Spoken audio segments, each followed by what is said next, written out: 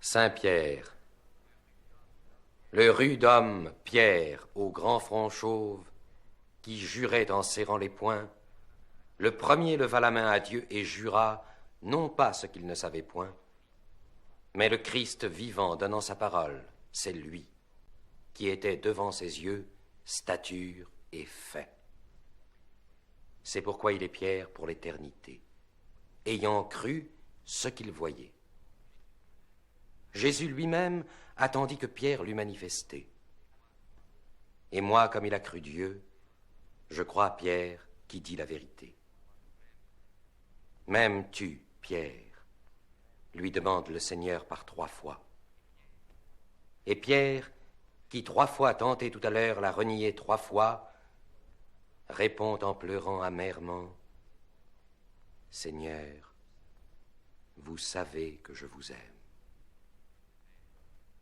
Pèse à jamais mes brebis et le troupeau de toutes parts du pasteur suprême.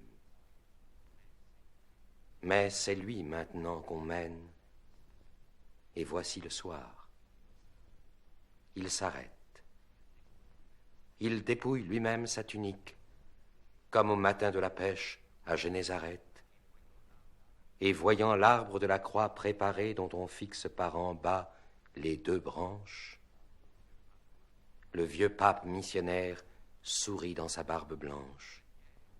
Saint-Pierre, le premier pape, est debout sur le Vatican, et de ses mains enchaînées, il bénit Rome et le monde dans le soleil couchant.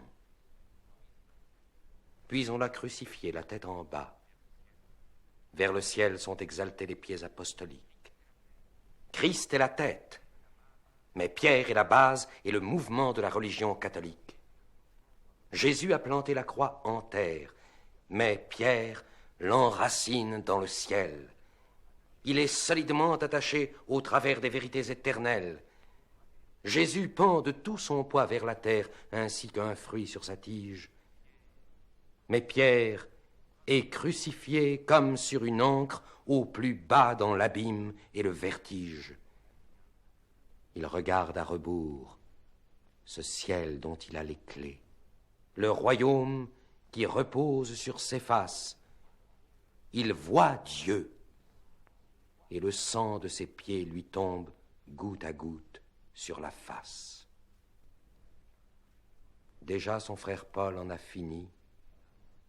Il est là qu'il a précédé, comme l'épître précède l'évangile, et qui se tient à son côté.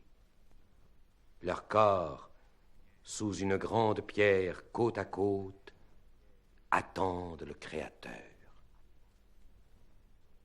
Heureuse Rome, une seconde fois fondée sur de tels fondateurs.